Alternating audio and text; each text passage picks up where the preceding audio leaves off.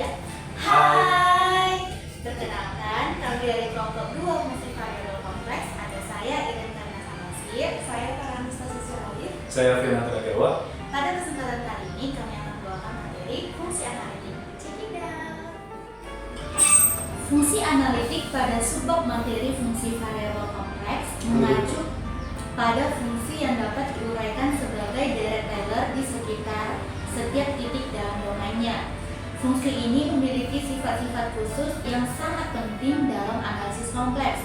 Beberapa sifat utama fungsi analitik sebagai berikut. Nah, yang pertama itu nanti ada difabel di seluruh domain. Yang kedua, mempunyai serangkaian turunan, prinsip keterbalikan, prinsip pelestarian sudut, nol pada domain terbatas, prinsip kontinuitas, rumus Cauchy-Riemann, dan teorema Cauchy, dan lain-lainnya.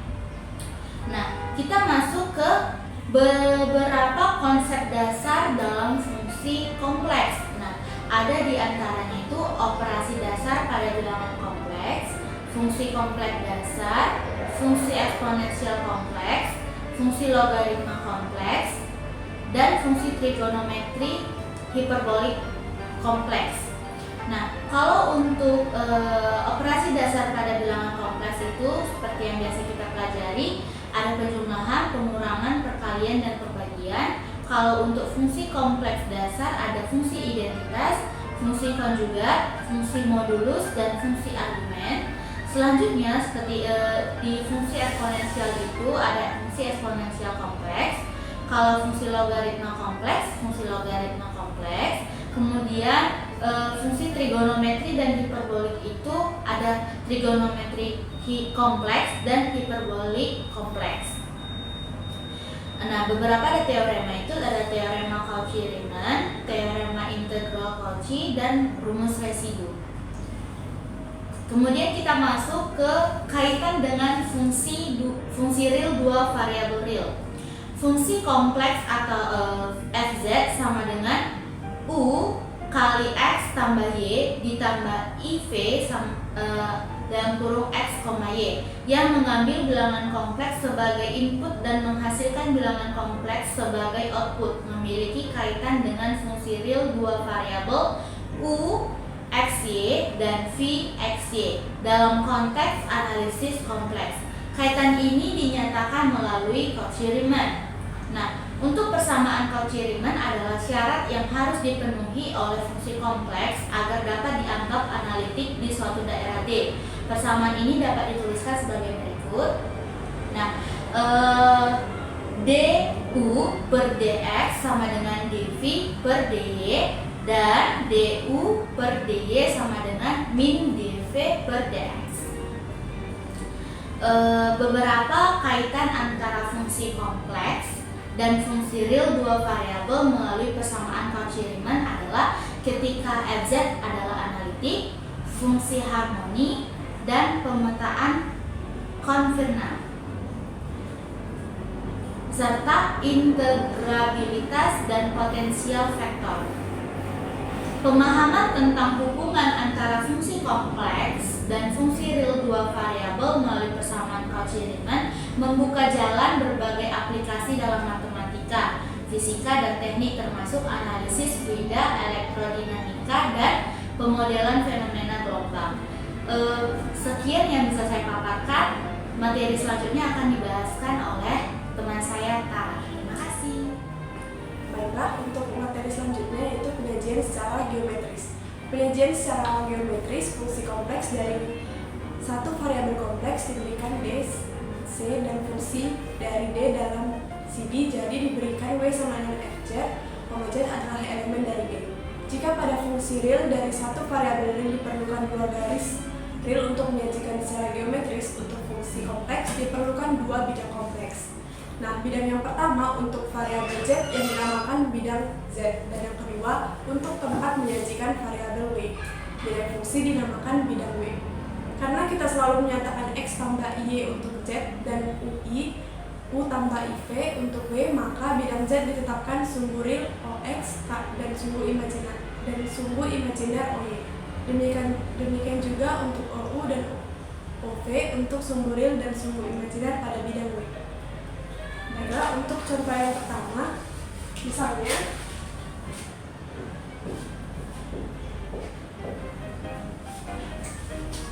soalnya misalkan diberikan fungsi fz sama dengan iz per 2, di mana nilai mutlak z sama dengan 1. Kita akan membuktikan limit x menuju 1 fz sama dengan 1 per z. 1 per z. Nah, untuk pembuktiannya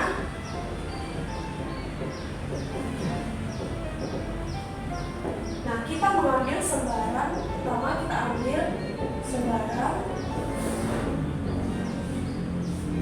epsilon lebih besar dari 0. Nah, kita pilih delta sama dengan 2 untuk setiap z kurang 1 lebih kecil dari delta. Nah, fz kurang i per 2 sama dengan iz per i per 2, iz kurang 2 per i per 2. I dikali z dikurang 1 per 2 sama dengan i dikali z kurang i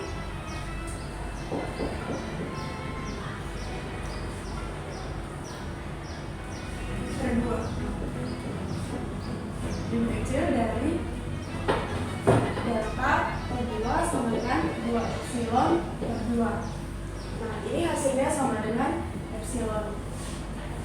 Nah, untuk setiap z dan elemen berlaku fz dikurang iz lebih kecil dari epsilon, dan bila z dikurang 1 nilai mutlaknya lebih kecil dari 0 dan lebih kecil dari 2 epsilon, sehingga menurut pembuktian limit x menuju 1 fz sama dengan 1 per 2. Baiklah, untuk selanjutnya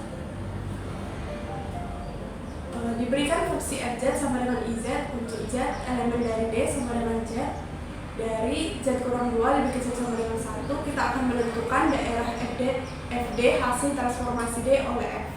Setiap titik P yang mewakili Z elemen D akan ditransformasikan ke titik P yang mewakili bilangan W sama dengan IZ. Titik P diperoleh dari P dengan memutar sebesar pi per 2 ke arah positif dengan pusat putaran di 0. Jadi bayangan dari D diperoleh dengan memutar D daerah cakram yang berpusat di titik 2 dan beradius 1.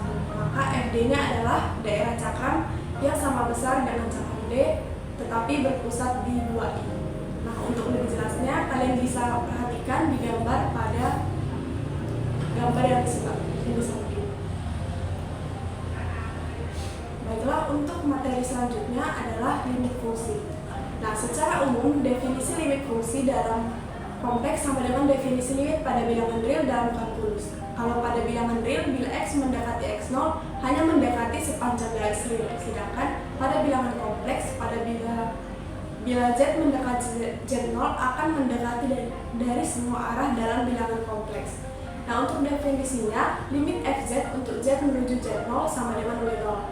Didefinisikan, limit z mendekati z0, fz sama dengan w0 jika dan hanya jika terdapat epsilon lebih besar dari 0 dan ada delta lebih besar dari 0, elemen dari 0 lebih kecil dari z kurang z0, nilai mutlak dari z kurang z0 lebih kecil dari delta, berlaku nilai mutlak dari fz dikurang w0 lebih kecil dari epsilon. Secara geometri definisi yang tadi mengatakan bahwa untuk setiap lingkungan epsilon dari w0 yaitu 0 lebih kecil dari nilai mutlak dari z kurang z0 lebih kecil dari delta, sedemikian sehingga setiap titik z pada W berada pada lingkungan epsilon. Selanjutnya adalah teorema yang pertama. Andaikan fz sama dengan u dikali xy tambah iv, X, Y, di mana Z0 sama dengan Z0 ditambah Y0 sama dengan U0 tambah IV0, maka limit Z menuju Z0 XZ sama dengan W0 jika dan hanya jika limit XY menuju X0 Y0 U XY sama dengan U0 dan limit XY menuju X0 Y0 V XY sama dengan V0.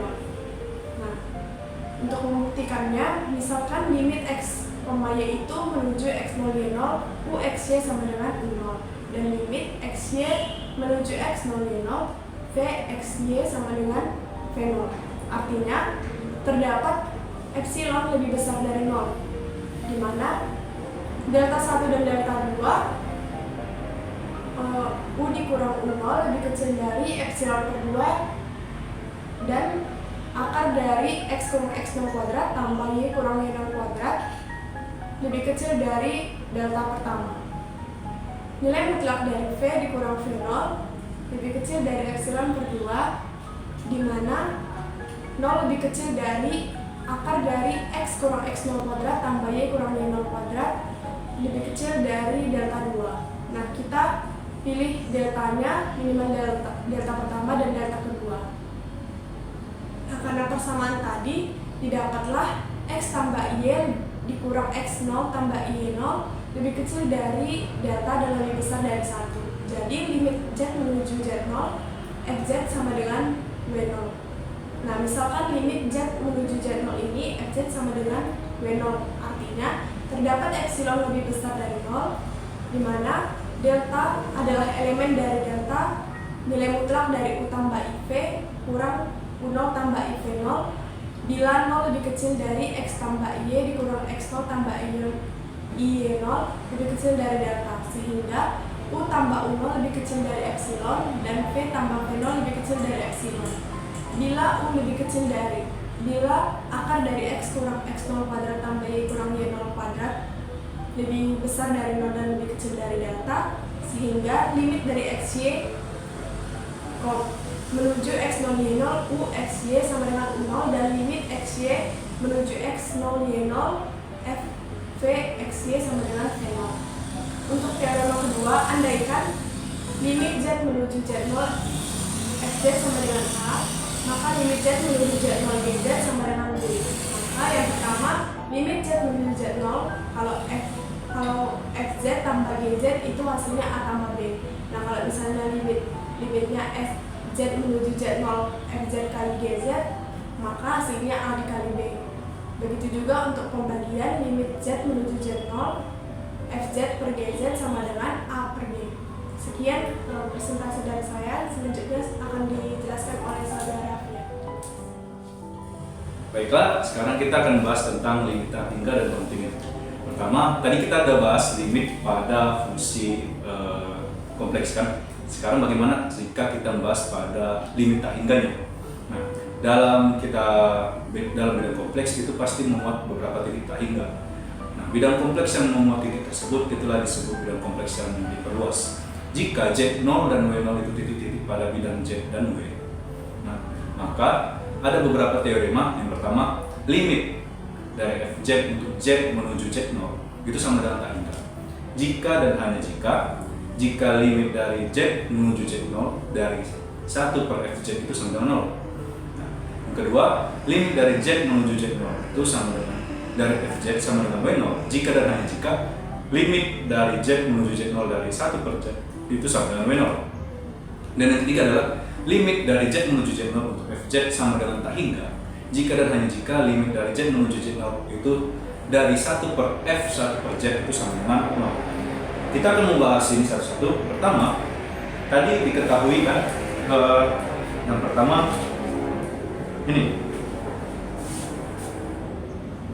limit dari Z menuju Z0 untuk Fz itu sama dengan tak hingga jika dan hanya jika limit dari Z menuju Z0 dari 1 per Fz itu sama dengan 0. Nah, jadi dari sini kita mau bergerak untuk melihat ini. Tadi kita tahu kalau misalnya kita tahu tadi limit dari Z menuju Z0 untuk Fz yang sama dengan tak hingga. Tadi ada kan definisi dari limit pada fungsi kompleks. Ini artinya akan untuk setiap epsilon yang dia di mana lebih besar dari 0 ya, akan terdapat suatu delta elemen dari si Fz, mutlak dari Fz yang lebih besar dari 1 per epsilon, dengan catatan untuk mutlak dari Z kurang Z0 itu ada di antara 0 dan epsilon. Z dikurang Z0 ini ada di antara epsilon delta. Nah, jadi dari sini kan kita mau bergerak untuk membuktikan ini. Ini tadi definisinya ini menurut limit pada geometri kompleks. Nah, setelah kita dapat ini, kita tahu titik W itu berada pada Fz.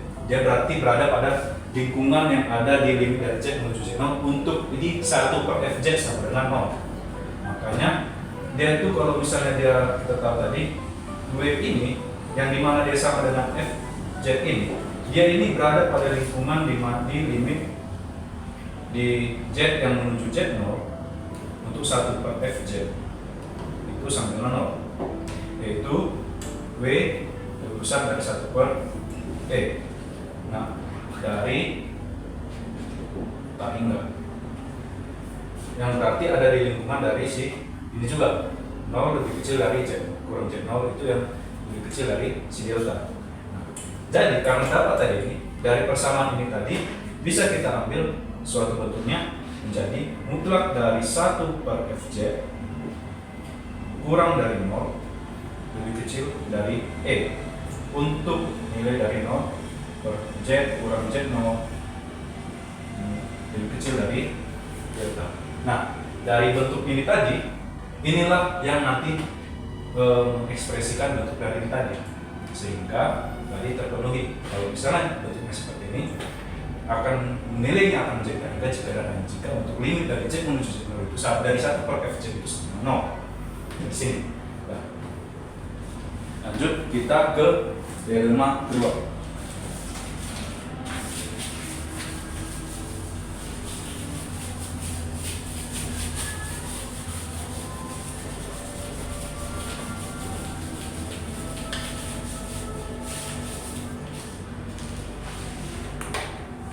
Teorema kedua dikatakan kalau limit dari Z menuju Z0 untuk Fz ini sama dengan W0 jika dan hanya jika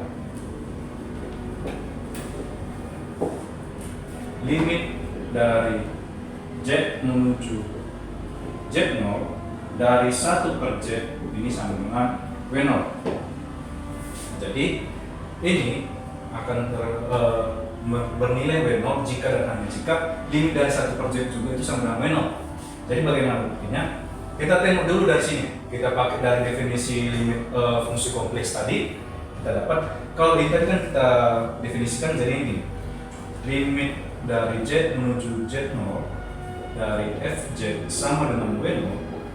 Ini kalau kita definisikan artinya untuk setiap dari epsilon lebih besar dari 0 ya, terdapat dia namanya delta elemen dari Fz dikurang W0 di mana ini lebih kecil dari E bila mutlak dari Z itu sendiri lebih besar dari 1 per delta. Nah, ini definisi dari tadi. Nah, bagaimana kita membentuknya ke sini? Jadi caranya gampang. Kalau misalnya kita tadi sudah dapat pada persamaan Z-nya tadi, jadi ini kita tinggal ubah menjadi 1 per Z. Makanya nanti itu bisa kita dapat, bisa nanti ini kita ganti tulisannya menjadi mutlak dari 1 per F dari 1 per Z. Ini tadi di sini kan dikurang dari W0. Ini lebih kecil dari E bila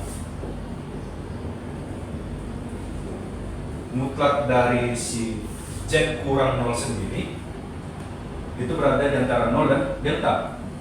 Z dikurang 0 sendiri itu berada di antara delta. Artinya lebih besar dari 0 atau lebih kecil dari delta. Nah, bentuk ini tadi, inilah yang akan mengekspresikan bentuk sini tadi.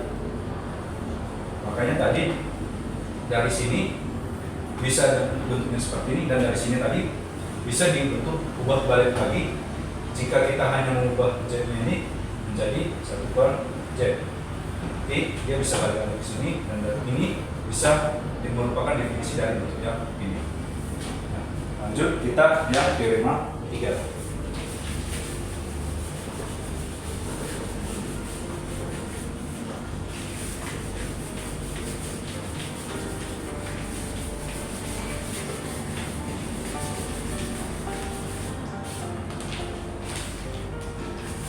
Teori nomor 3 adalah untuk dari limit dari z menuju z0 untuk fz itu sama dengan tak hingga jika dan hanya jika dan hanya jika untuk dari limit dari z menuju z0 sendiri dari 1 per f1 per z ini sama dengan 0.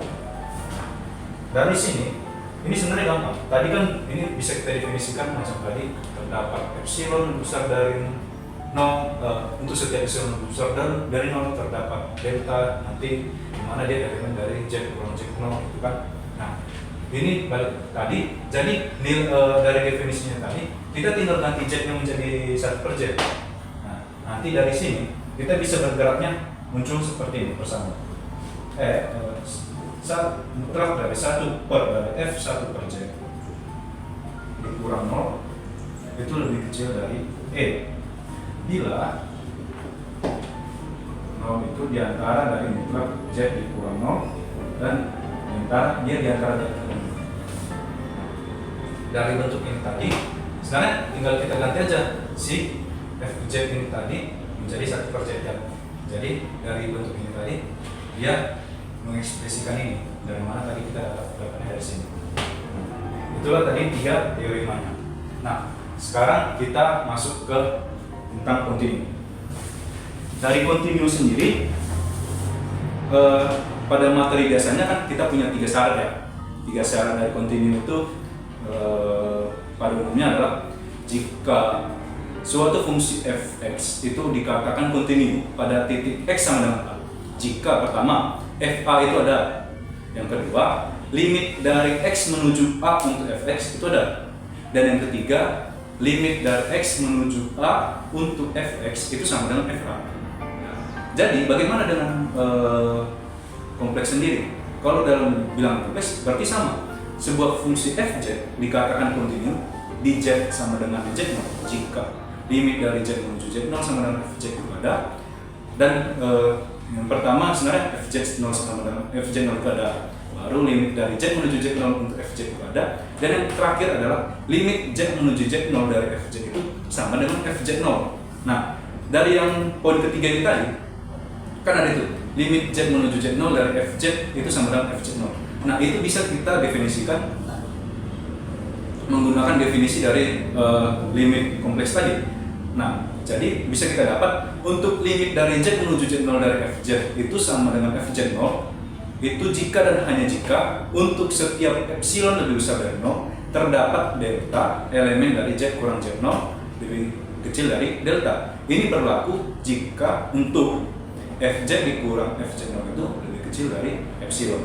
Nah, itulah tadi dasar dari kekontinuan pada bilangan kompleks. Oke, itu sekian materi dari saya untuk tentang kontinu. Demikianlah video pembelajaran dari kami.